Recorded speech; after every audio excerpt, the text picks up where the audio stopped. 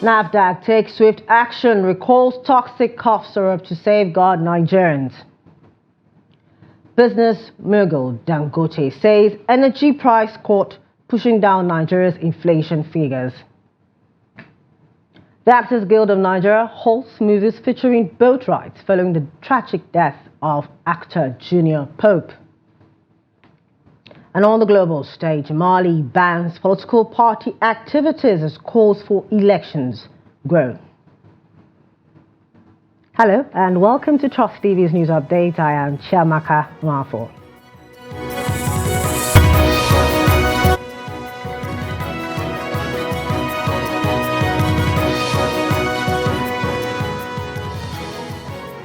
Thank you for joining us. Now the news.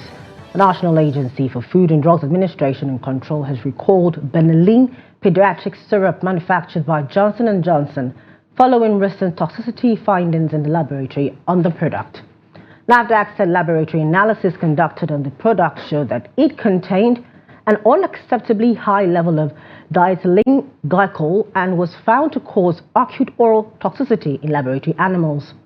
The agency disclosed this on its website on Wednesday. NAFDAC said it had directed the marketing authorization holder Benylin pediatric syrup to initiate the recall of the batch, adding that the notice will also be uploaded to the WHO Global Surveillance and Monitoring System. The details of the product show that the product is manufactured by Johnson & Johnson in Cape Town, South Africa.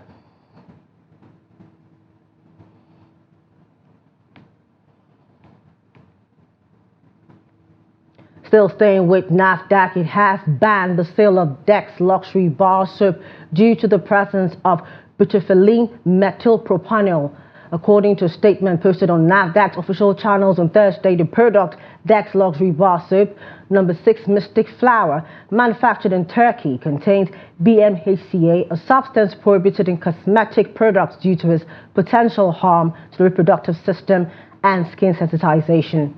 Although NAFDAC said the product is not on its database, it advised importers, distributors, retailers and consumers to exercise caution and vigilance within the supply chain to avoid the importation, distribution, sale and use of the above-mentioned product. It also enjoined healthcare professionals and consumers to report any suspicion of adverse reactions or substandard and falsified regulated products to the nearest NAFDAC office.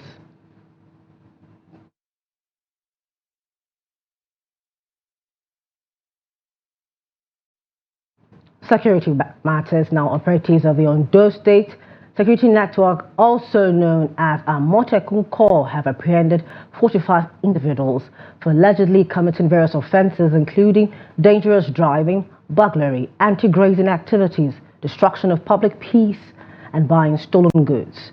Commander of the Corps, Adetunji Adeleye, disclosed this while parading the suspects on Wednesday at the headquarters of the Corps in Akure, the state capital. However, he mentioned that Governor Lucky Ayedatiwa had directed that 28 of the suspects be released to their families as they were first-time offenders.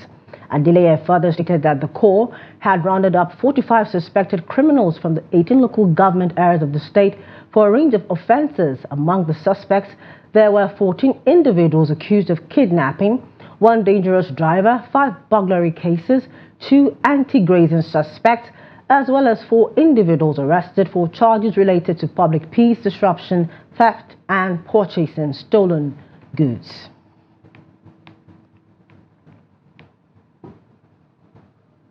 In Kaduna, contrary to what the police command in the state stated, members of the Shiite movement say 7 of their members were killed, 21 arrested, and many hospitalized during their procession that turned violent in Kaduna State. The chairman of the Recourse Forum of the Islamic Movement, Abdullah Idanladi, disclosed this at a press conference in Kaduna. Here's the report. Professor Aladi, who expressed disappointment that security operatives attacked peaceful protesters who were armless, also wondered why security agents exerted their power on peaceful protesters while kidnappers and bandits continue to operate freely in the country. This year's International Coast Day was marked globally as usual on Friday, 5th April 2024. The well-organized, peaceful demonstrations staged by an armed Unarmed men, women and children, and even the physically challenged was conducted to commiserate with the Palestinians and condemn the genocide being perpetrated by Israel in Gaza. The police, however, with full combat-ready force came in tens of vehicles carrying heavy arms and clamped down on the peaceful demonstrators. The movement, which has threatened legal action, demands that perpetrators be identified and punished accordingly. We are considering the situation. Certainly, will not just end up, if nothing is done, certainly we'll take legal actions and try to pursue this into the latter, so that these criminals must be brought to book. Recall that the police public relations officer in Kaduna, ASP Mansur Hassan, who had earlier debunked allegations that personnel of the force killed members of the IMN, also insisted that no live ammunition was used to disperse the protesters, but however confirmed that 3 personnel were injured and taken to hospital for treatment. Bello Musa, Trust TV News, Kaduna. With security, the Chief of Army Staff, Lieutenant Tari Labaja, has urged Nigerians to renew their faith in security as the Army works to get rid of terrorism, banditry and kidnapping in the country. The Army Chief stated this through the Theatre Commander of Operation Hadinkai, Major General Wahid Shoaibu, during a Ramadan Salah luncheon with recuperating troops and their officers at the May Malari cantonment. While commending the troops for their successive operations, Major General Shoaibu appreciated the President for the support to the Army. He noted that the FG and his office is aware of their commitment and sacrifice in the fight against insurgency or theft, banditry and kidnapping across the country, revealing that it will make welfare of soldiers, officers including fallen heroes' families a top priority. The only way to reciprocate this is by redoubling your efforts at creating the right environment for peace and economic prosperity of our people and our country. I challenge you not to rest on your oars as we continue to work with our sister services and other security agencies in implementing strategic policies of government through successful operational activities and effective tactical actions. The Nigerian Army remains committed, dedicated, and focused on ensuring the total defeat of insurgents, marauding bandits, and other forms of external and internal threats to our dear country.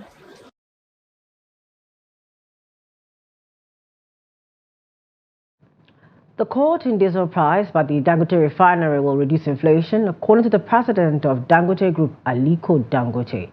In February, the headline inflation rate increased to 31.70% relative to the January 2024 rate, which was 29.90%, according to the National Bureau of Statistics, NBS.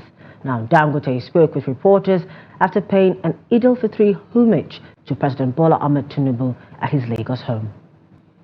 Well, there's quite a lot of improvement, because if you look at it here, one of the major issues that we've had was the Naira devaluation that has gone very aggressive up to about 1,900. But right now we're back to almost 1,250, 1,300, which is a good, reprieve. And you can see quite a lot of things have actually gone. Even people now, when you go to the market, for example, something that will produce locally, like A4 or whatever, people will charge you more. Why? Because they are paying very high prices on diesel. And what we did, for example, in our refinery, we started selling even diesel at about 1,200 for 1,650. And I'm sure, as we go along, things will continue to improve quite a lot.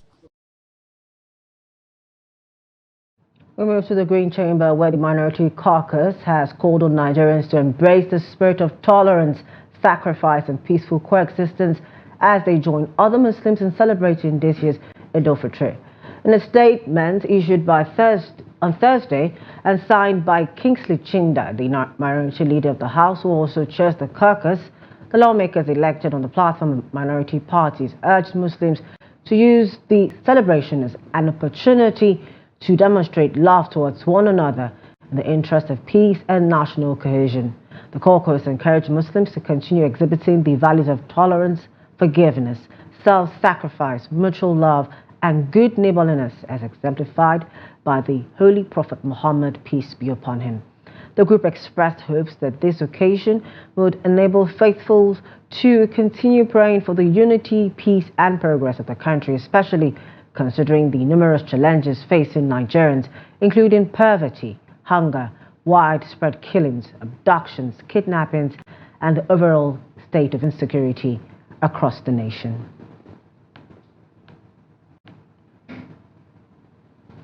Still staying with the celebrations, Muslims in the Federal Capital Territory, Abuja, have called on the government to look into the current situation of the economy so as to ease the hardship currently faced by millions of Nigerians. A cross-section of residents spoke to Trust TV during a visit to a recreational park in the nation's capital for the Eid celebrations.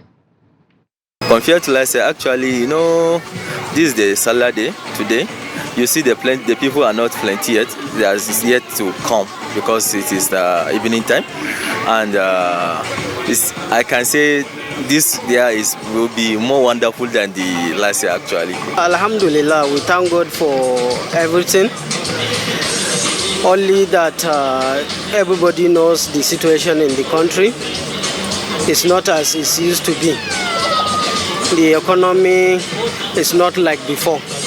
So everything is almost everywhere, everything is expensive. Alhamdulillah, despite the hardship and all that, we're struggling to eat and all that, so there's nothing to say but Alhamdulillah.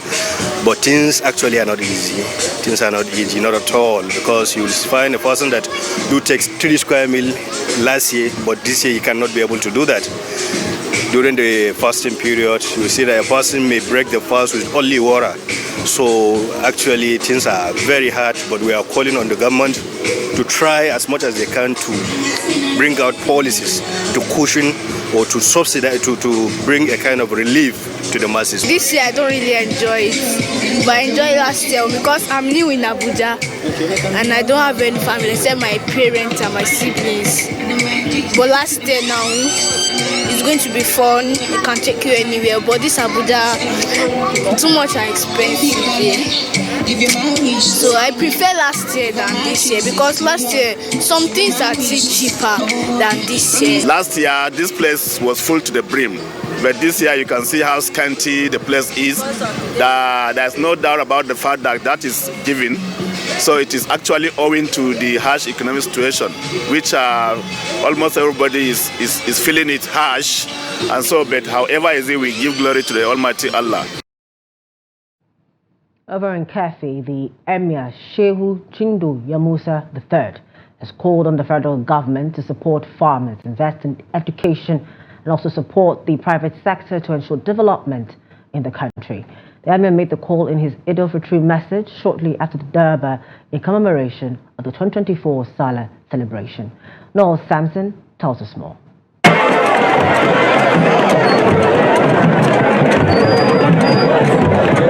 The Durbar Festival is an ancient traditional annual Hausa cultural, religious and equestrian festival celebrated as a core part of the Arewa Hausa culture.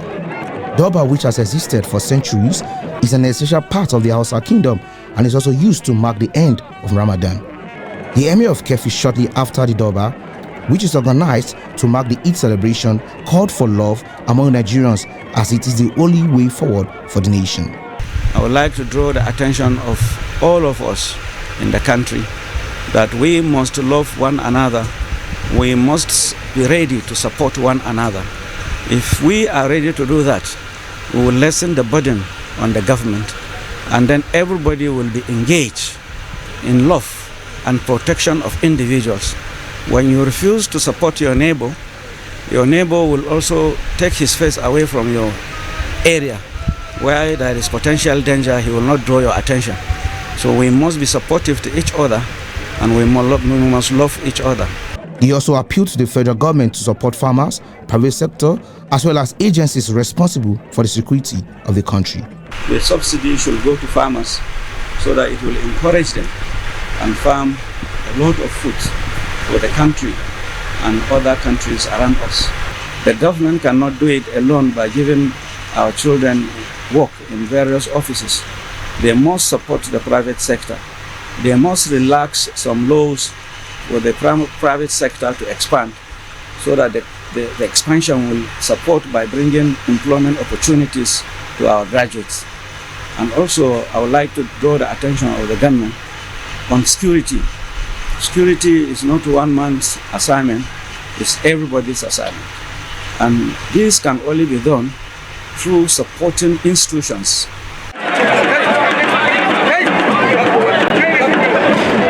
This joyous festival marks the end of Ramadan, a month of fasting, spiritual reflection, and devotion. From Kefi in Nasarawa State, Noel Samson, Trust TV News. This is a news update on Trust TV. Up ahead, more calls for peace and national development as Emir appeals to farmers, herders to work together. More when we return. Please stay with us.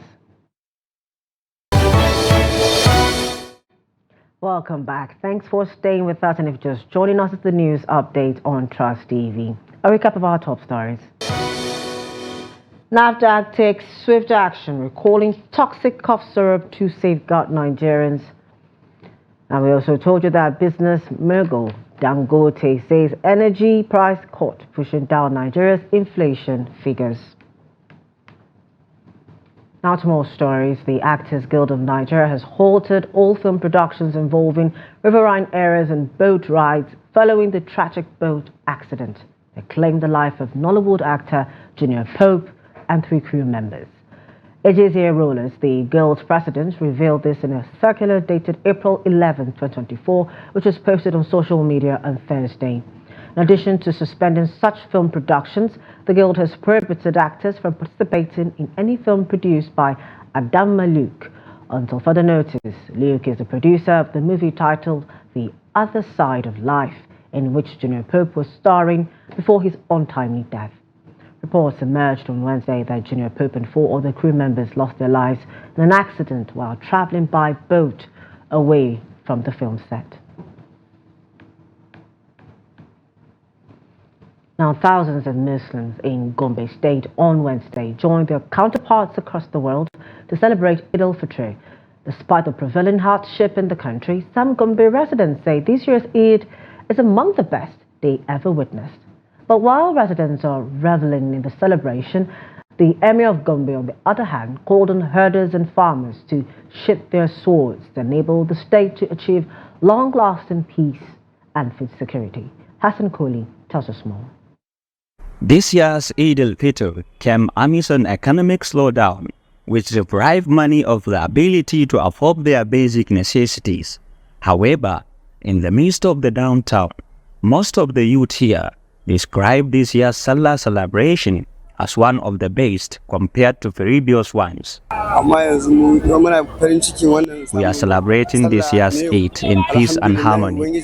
We are praying that Allah will accept our deeds, and we wish every Muslim faithful Eid Mubarak. We are happy because this Salah is the best.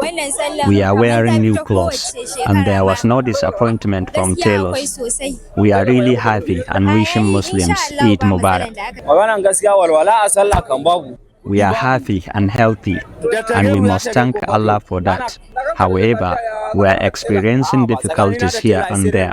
As a person, I could not even afford new clothes for Salah. Even if I get the fabric, the cost of sewing is 3,000 naira, which I cannot afford.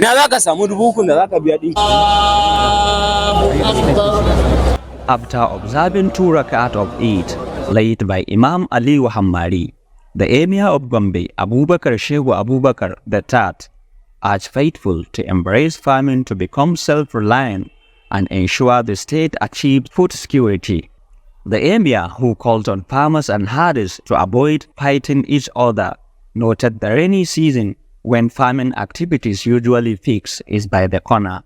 He sued for unity among the people of Gombe State. Farmers and herders should live in peace and harmony. I am using this Salah to call on all to be law-abiding, unite and embrace peace for prosperity of Gombe State and Nigeria at large.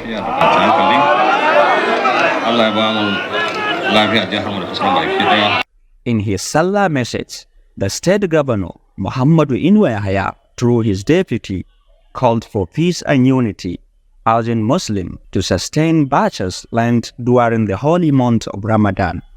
The Eid prayer was attended by the Emir of Gombe, the Gombe State Governor, and other dignitaries.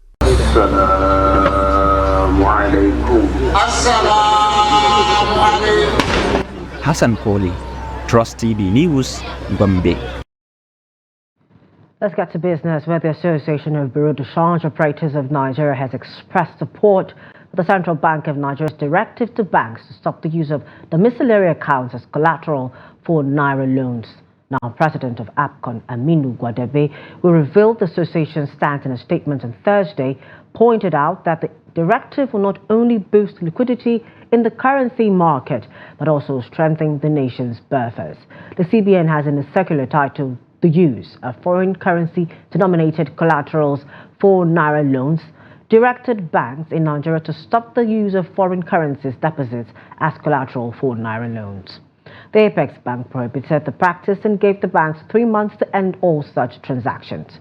Speaking on how the practice of companies using their non-oil export domiciliary accounts as collateral for Naira loans, Gwadebe, who decried the practice, called for an upgrade of CBN policies on BDC operations to legislation so as to boost investor confidence. The APCON board said, as a body, APCON and its members have resolved to continue engaging all stakeholders to deepen, liberalize the retail end of the market for price discovery, market efficiency, transparency, and healthy balance of payments. On the foreign scene, Malian authorities on Wednesday issued a decree banning political party activities amid calls on the ruling army junta to organize elections. The announcement was made by the government spokesperson on state television on Wednesday evening. Abdullahi Meiga said the ban on political activities was made in the interest of maintaining public order. The statement did not specify any threats to public order emanating from political parties. There was no indication on when the suspension would be lifted. Mali has been under army rule since August 2020. Now, last September, the junta indicated it would renege on a promise to organize elections meant to bring back civilian rule this past February, citing technical reasons. No new election promises have been made. In sports, Mexican side Monterrey sent Lionel Messi and Inter Miami crashing out of the CONCACAF Champions Cup on Wednesday after completing a 5-2 aggregate victory in their quarterfinal clash. Goals from Brandon Vasquez, German Berterame, and Jesus Gallardo sealed a deserved 3-1 win on the night for the Liga MX side, who advanced to a semi-final with Major League Soccer champions Columbus. Trailing 2-1 after last week's first leg in Florida, Inter Miami recalled Argentine superstar Messi to their starting lineup for the first time since his near-month-long injury absence. But the presence of the 8-time Ballon d'Or winner was not enough to inspire Inter against the Monterrey side, who looked far sharper in all departments. The CONCACAF Champions Cup is the premier regional club competition for North America, Central America, and the Caribbean, with the winner of this year's tournament earning a place at next year's expanded FIFA Club World Cup. And that's the size of our package for the news at this hour. For more news, documentaries, and programs, please follow us on all our social media platforms and on our YouTube live stream. I am Chiamaka Nwafo, a member of the news production team. Thank you so much.